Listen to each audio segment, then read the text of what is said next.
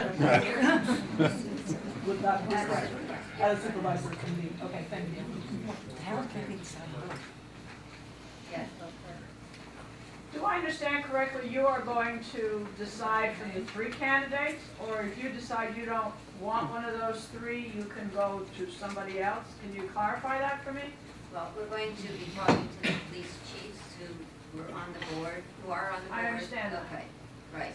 So we don't intend to interview all of the candidates again, because they've already been interviewed by this Okay. board, unless we need clarification on something from them.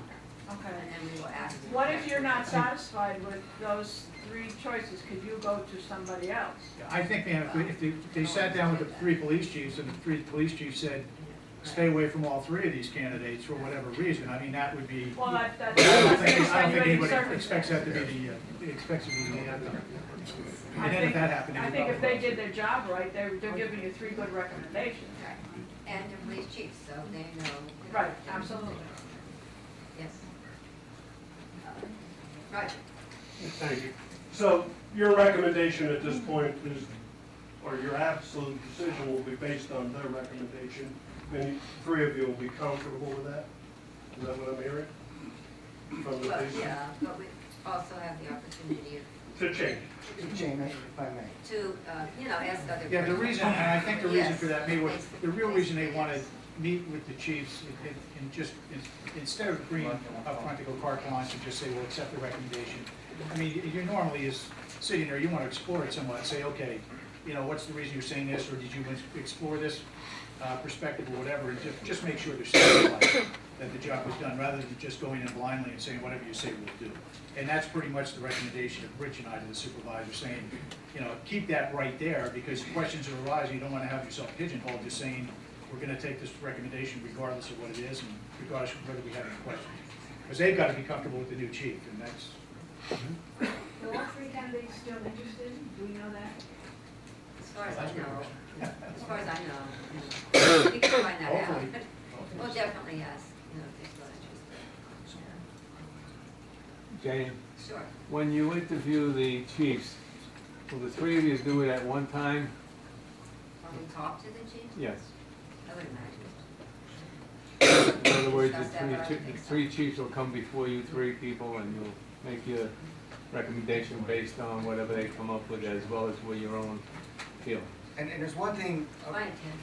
there's one thing I'd like to point out there, correct me if I'm wrong, but one of the things that Harold has said is that he does not want to participate in this his action is to approve of the process, but once the process is approved, he's recusing himself. So he's not going to be a part of the process. Is that Very correct? good. That's correct. Okay. Just so everyone understands, so it will in essence be meeting with Frank, meeting with the panel of police chiefs that conducted the interviews. Yeah, that's true. And I just have a clarification. You said you're going to make the recommendation of the committee public unless there's any privileged information that is not allowed to be disclosed, and your attorney can redact it from any. Well, I didn't hear that. Well, that's what I'm asking. What I heard was Mr. Hess say that he would like the recommendations to the board in writing. Well, okay, then I'll ask that a question. Okay. Are you going to make the recommendation? I think that should be up to the chiefs if they want to do that, and they might want to give a count on what there is, otherwise there was 2 to 1, or, Well, you know whatever, what I'm saying? whatever Yeah. they want to do. I don't know, I'd have to ask them, because it depends on how they feel. So And you're you not- may want to handle that a little bit delicately, because again, you're arguing personnel, and you Yeah. get Yeah. comments from chiefs, that can get, That's what I'm saying. Well, It depends on how they wanna you do can it. make that decision ultimately. I don't know if you want to make that tonight, that's... Okay, and I thought maybe there was some comments I'm making to clarify, but, and you can always redact part of the report, so you can always redact part and give the rest of the report out. But I just want to be clear, so everyone understands up front, it was one comment by one supervisor that was not part of the motion. I That think is the not public part of the misunderstood process. it too. So that's why I wanted to clarify to make Right, it clear. I understand. Is Tim in that meeting? Is Tim required to be in that meeting? No. Is what? Are you required to be in that? No. Not required, no, he doesn't. Yes, Paul? Question, Paul Johnson. If Harold's reclusing himself and it comes down to a 1-to-1 vote, all right, now it's happened in another township where even though a supervisor had a direct conflict of interest, that supervisor had to cast the deciding vote. Is that same thing gonna happen here? It happened here with the assistant chief, and we're hoping to avoid that again. I mean, that's always a possibility, but we're hoping through this process that can be avoided. It's not gonna happen again. You can take it to the bank. Dueling pistols. And that's because you're not required to, he's permitted to, he's not required to. Thank you. How do you make a tiebreaker? How do you decide a tiebreaker? Yes, Yeah, Dave Pearson. I don't think his question was answered, or somehow I missed it.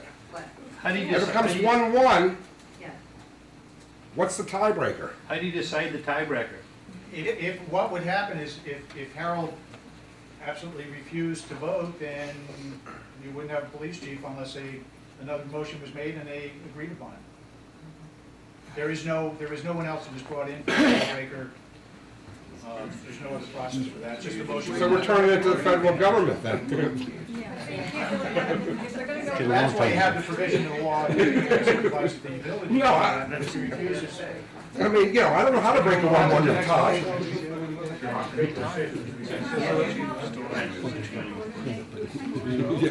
Yeah. Odds are even. I think the worst that could happen is in January, we'd have to do it again. That's the worst. And It's to not that really the time, worst. Ken Werkheiser, as assistant chief, would run your police department until that time comes up. Simple answer. And then we try it again. You know what I'm saying? We do. We'll pray for you. Thanks, you need it. Okay, any other comments before we actually take the roll call? No, Vinnie? Will the new supervisor, as of his inauguration, be entitled to be the tiebreaker? So sorry. No. There's no new supervisor until November. You mean now? Now, In November. In Oh, November. January. In January. Or No, January. it would be a November. whole new board voting on it, you know. It would be a whole new board, but hopefully that won't have to be. Any other questions? No? Okay, then I'll take roll call. James Aversa, Yes. Harold Wertheiser, Yes. Frank Ketch. Yes. Motion carried. Okay. Are there any other comments tonight? What's the status with the ambulance building? Does that mean we haven't bought it? It's limbo. Okay, I'm sorry, does that mean we haven't bought it? I didn't hear you. Yes. Yes. It means we did not buy it. We did not We buy did it. not buy. Thank you, Jane. You can't hear anything. I know. We're gonna try and get this fixed by the. That's the attitude. Call Jim Letty.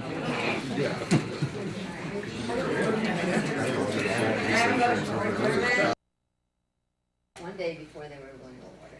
Yeah. And Any that was other a $20 million grant they were seeking, so that would have been really